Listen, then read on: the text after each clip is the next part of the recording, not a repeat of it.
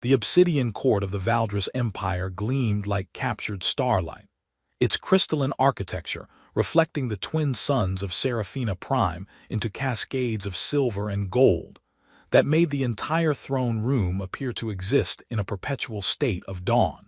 Princess Lyrale stood before the assembled nobility with the confident grace of someone who had never doubted her place in the universe. Her pointed ears swept back in the elegant curve that marked true royal bloodline. Her skin luminous with the subtle radiance that indicated direct descent from the ruling house. The annual ceremony of allegiance was the social and political highlight of the Valdris calendar, when representatives from allied worlds gathered to renew their loyalty oaths and negotiate the complex web of treaties that maintained peace across 17 star systems. Princess Lyrale had attended these ceremonies since childhood, but this was the first year she would participate as heir apparent, formally receiving pledges of allegiance that would one day be offered to her as queen.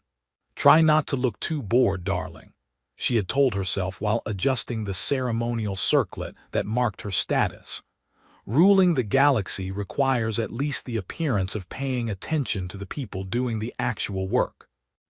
The morning had proceeded with the usual parade of delegates offering flowery speeches and elaborate gifts, each trying to demonstrate their world's unique value to the Empire, while carefully avoiding any commitment that might prove inconvenient later. Princess Lyrale had perfected the art of looking attentively interested while her mind wandered to more entertaining subjects, like the new gravity yacht she was considering purchasing, or the masquerade ball planned for the following month. Her attention snapped back to the present when the great doors opened to admit a delegation that definitely didn't fit the usual pattern. Instead of the flowing robes and elaborate jewelry favored by most diplomatic representatives, these visitors wore simple military uniforms in muted colors that seemed almost aggressively practical compared to the surrounding splendor. "The Terran Coalition delegation," announced the royal herald, his melodious voice carrying just a hint of uncertainty about the proper protocol for introducing beings whose concept of formal dress apparently consisted of clean uniforms and polished boots. Princess Lyrale studied the humans with the fascination of someone observing exotic creatures in their natural habitat. She had heard of the species, of course. Their recent emergence as a spacefaring civilization had generated considerable interest among xenobiologists and military strategists throughout the galaxy.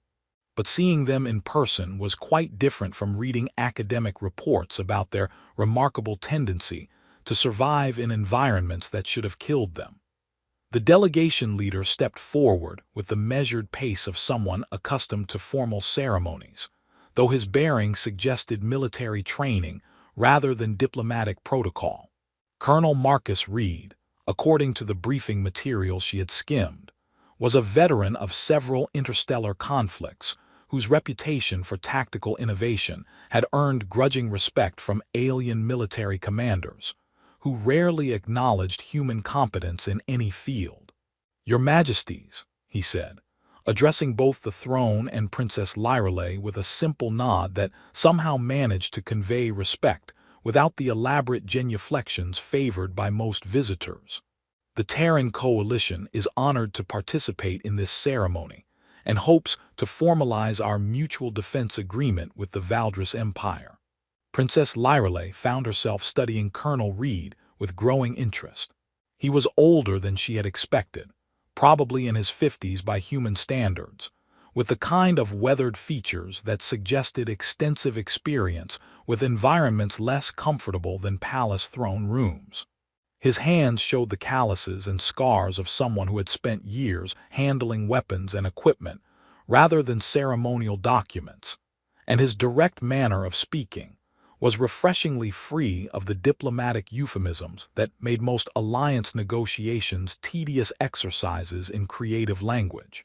"The Terran Coalition's military reputation precedes you, Colonel," Queen Seraphina said from the crystalline throne, her voice carrying the perfect diplomatic balance of welcome and reserve. "Though we confess some curiosity about human tactical doctrines."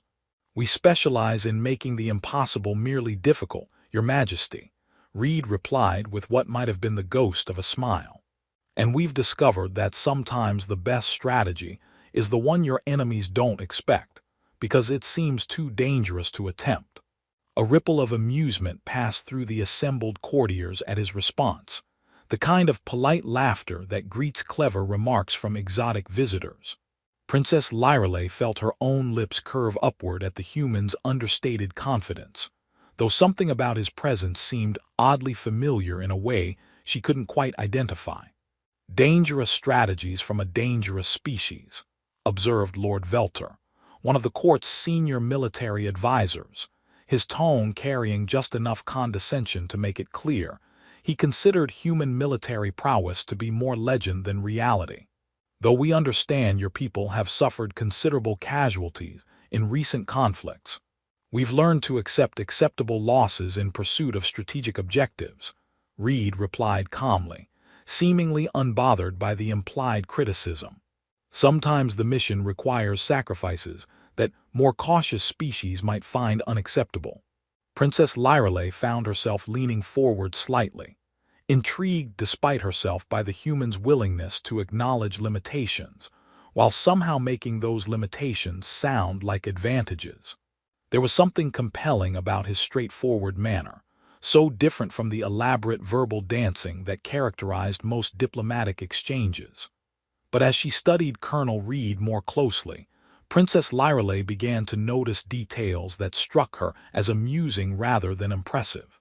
The scars on his hands and face, which he apparently made no effort to conceal with cosmetic treatments. The simple functionality of his uniform, which seemed almost deliberately plain compared to the artistic achievements represented by Valdris' ceremonial dress. The direct way he made eye contact, as if he were unaware of the subtle hierarchies that governed proper interaction with royalty. And suddenly, Princess Lyreley realized she had an opportunity to demonstrate her wit before the assembled court, while educating these primitive visitors about the sophisticated standards of truly advanced civilization. "Colonel Reed," Princess Lyreley said, her voice carrying the musical quality that made Valdris' speech sound like singing even when delivering insults, "I couldn't help but notice the extensive documentation of your military career written across your hands and face. Do human warriors consider scars to be decorative, or is this simply evidence of tactical approaches that could benefit from refinement?" The question drew a ripple of appreciative laughter from the younger courtiers, who recognized the princess's technique of delivering cutting observations, wrapped in seemingly innocent curiosity. Princess Lyreley felt a surge of satisfaction at their response. She had always prided herself on her ability to demonstrate Valdris' superiority through wit rather than crude displays of power. Colonel Reed's weathered features remained composed as he glanced down at his scarred hands, then back to the princess with something that might have been amusement. "In human military tradition, Your Highness, scars are considered evidence of survival rather than failure. We tend to judge commanders by the missions they complete rather than the injuries they avoid." "How fascinatingly primitive," Princess Lyreley replied, warming to her performance as the court's attention focused on her verbal duel with the human representative. "I suppose when one's tactical options are limited by biological constraints, absorbing damage becomes a strategy rather than a consequence." The laughter from the assembled nobles grew more confident, sensing safe prey in the human delegation's measured responses to the princess's provocation. Even the royal guard seemed amused by her demonstration of conversational superiority over these exotic visitors. "Tell me, Colonel," she continued, pacing slightly as she spoke with the fluid grace that characterized all royal movement, "I've heard remarkable stories about human military achievements. Perhaps you could enlighten us about your strategic philosophy.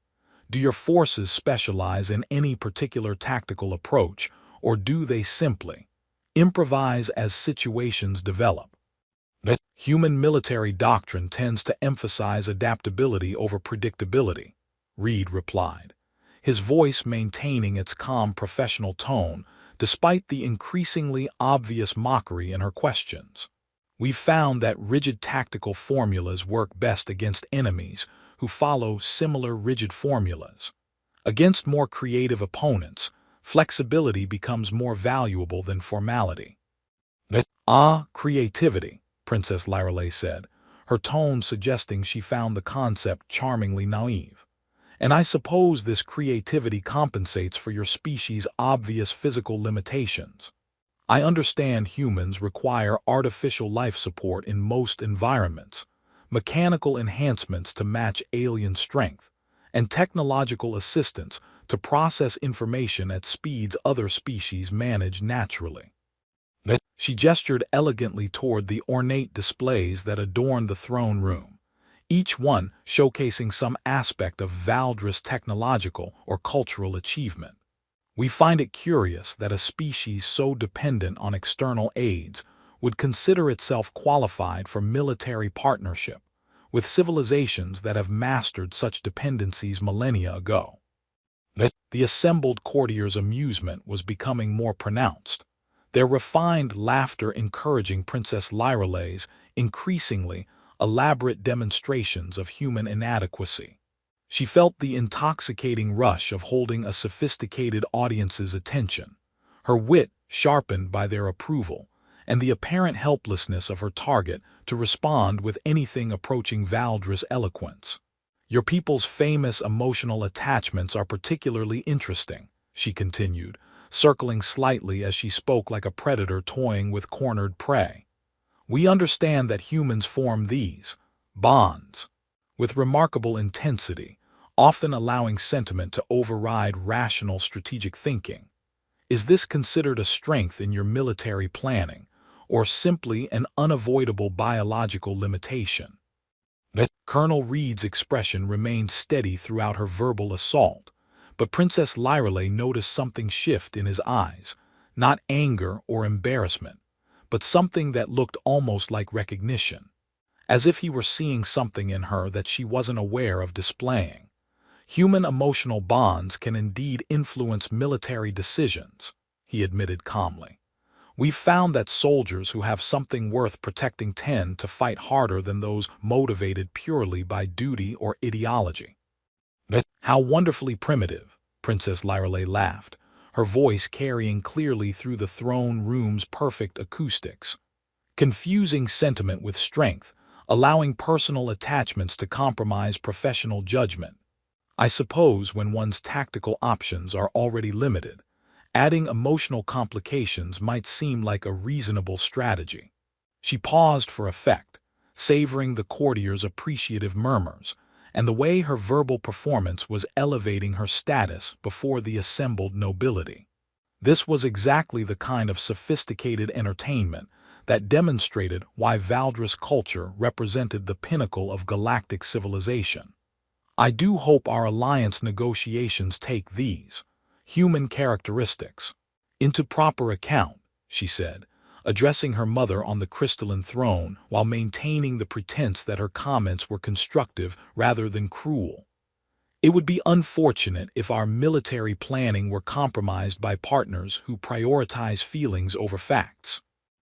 But as Princess Lirelei delivered what she intended as her final, devastating observation about human emotional weakness, she noticed for the first time that Queen Seraphina had risen from the throne. Her mother's luminous skin had gone pale with an emotion the princess couldn't immediately identify, and when she spoke, her voice carried an authority that cut through the courtiers' laughter like a blade through silk. "That is enough, Lirelei." The great hall fell into absolute silence, the kind of quiet that preceded either execution or revelation. Princess Lirelei found herself caught between confusion and indignation, uncertain why her demonstration of Valdris' superiority had been interrupted just as she was reaching her rhetorical climax. But something in her mother's expression, and the way Colonel Reed was watching both of them with calm attention rather than the confusion of a stranger, suggested that the real performance was just beginning. Queen Seraphina descended from the crystalline throne with movements that carried a gravity Princess Lyrelei had never seen before. Not the ceremonial grace of royal protocol, but the deliberate precision of someone approaching a moment that would change everything. The assembled courtiers sensed the shift immediately, their amused expressions dissolving into the careful neutrality of nobles who suddenly realized they might have misread the political currents entirely. "Mother," Princess Lyrelei said, her voice carrying a note of uncertainty that was foreign to someone who had spent her entire life secure in her understanding of her place in the universe. "I was merely demonstrating the natural superiority of our culture and military traditions. Surely these observations about human limitations are valuable for our alliance negotiations." The Queen's raised hand silenced her daughter with absolute authority, the gesture carrying weight that made even the most senior courtiers step backward to give her space.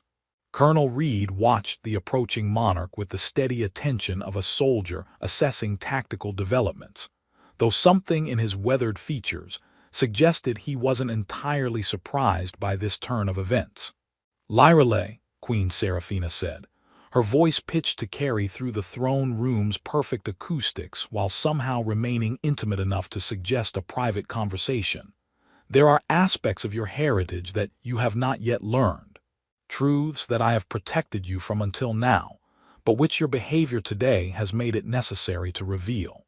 Princess Lyrelei felt the first stirring of genuine uncertainty as her mother positioned herself between the human delegation and the Valdris nobility, her luminous eyes moving between Colonel Reed and her daughter with an intensity that seemed to charge the air itself. "I don't understand," the princess said, though part of her was beginning to fear that she understood more than she wanted to admit. "What truths? What could possibly be relevant to?"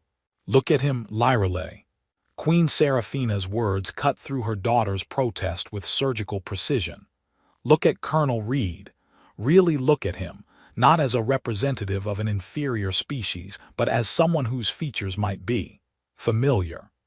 The princess found herself studying the human commander with unwilling attention, her eyes tracing details she had dismissed as crude alien characteristics.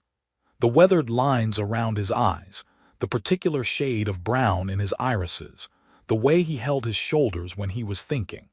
And slowly, with growing horror, she began to recognize features she had seen reflected in mirrors throughout her life. "No," she whispered, the word barely audible even in the throne room. Colonel Reed stepped forward slightly, his movement drawing every eye in the great hall.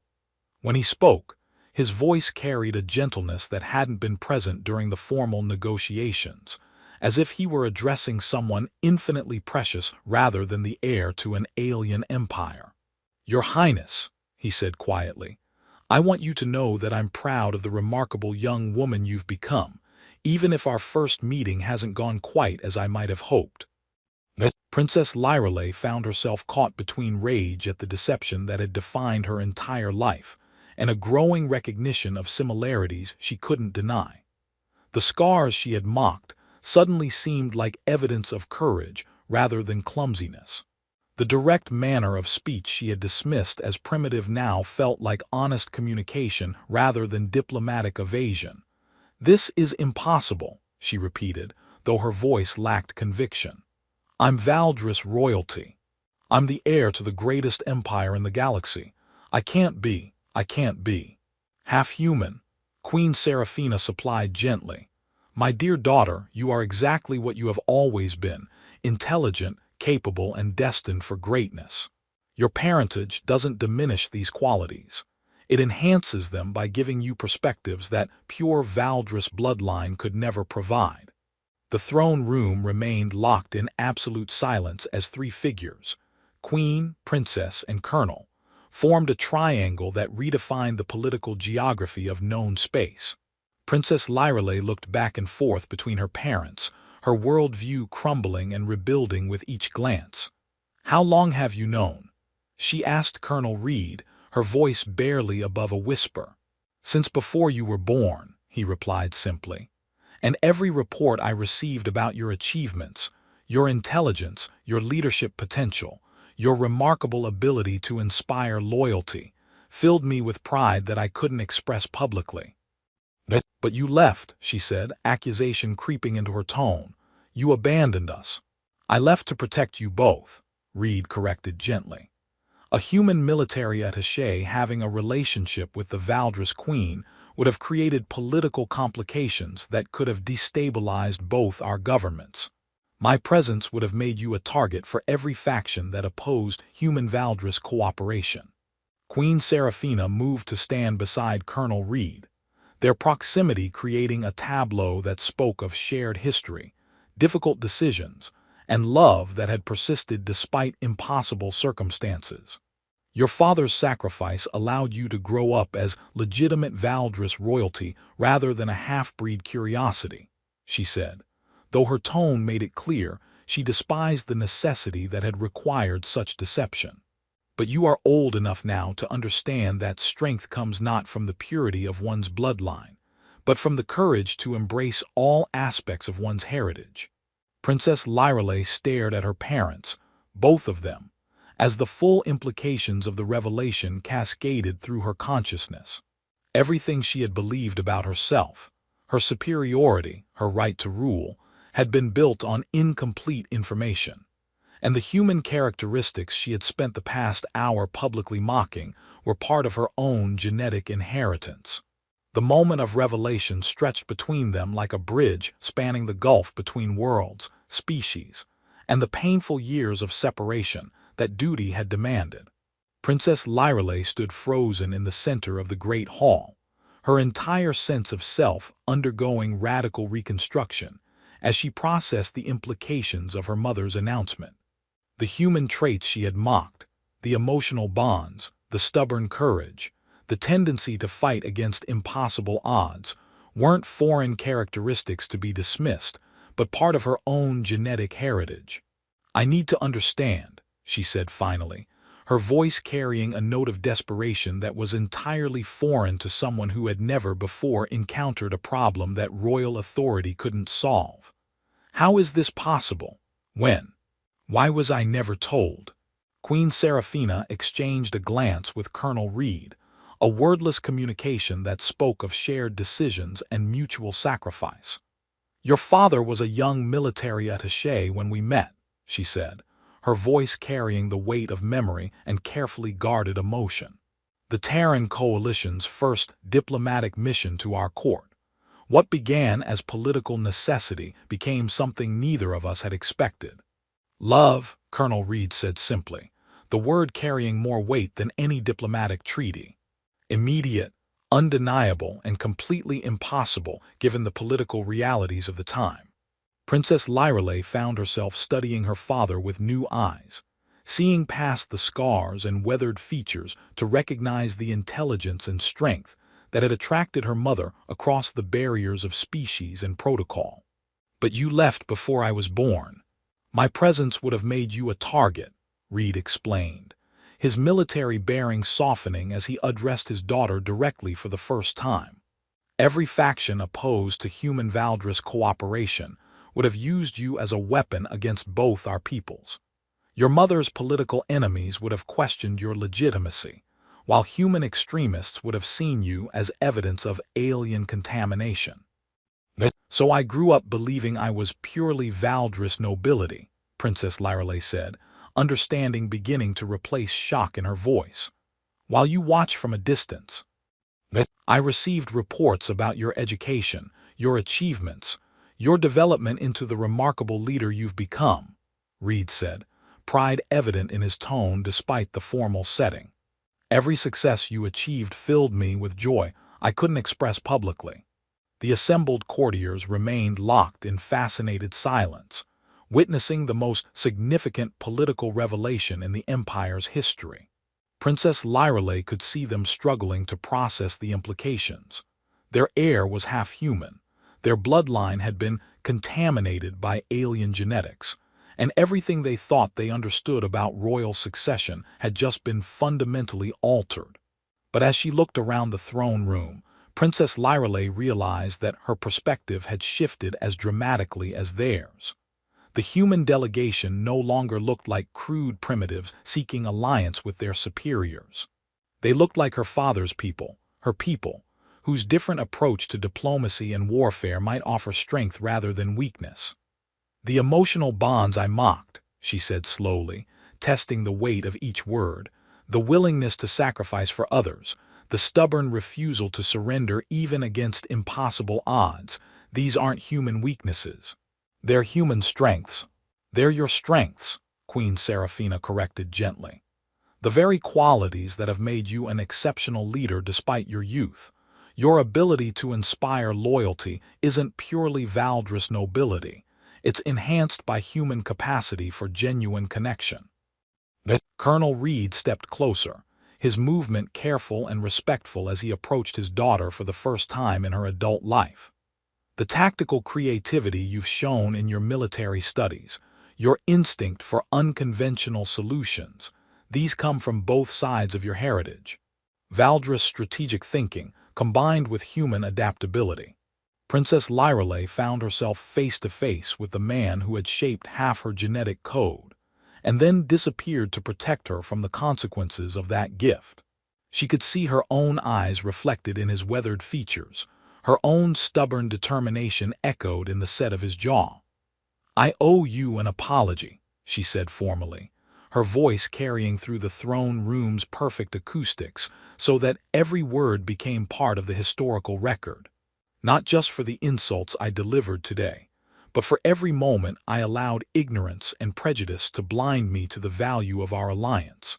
"You were defending your understanding of your heritage," Reed replied, his tone gentle but firm.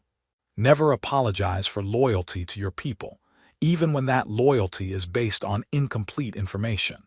Queen Seraphina moved to stand between her daughter and her former lover, creating a family tableau that would reshape the political landscape of known space.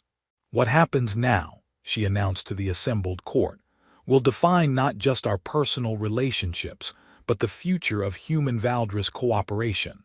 "Then we should probably start with proper introductions," Princess Lyrelay said, a smile beginning to transform her features as she extended her hand toward Colonel Reed with the formal gesture used for diplomatic first contact.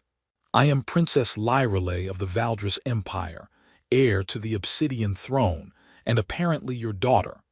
I would be honored to learn more about the human side of my heritage." The handshake that followed, human custom meeting Valdris protocol, created a bridge between worlds that had been separated by more than just physical distance.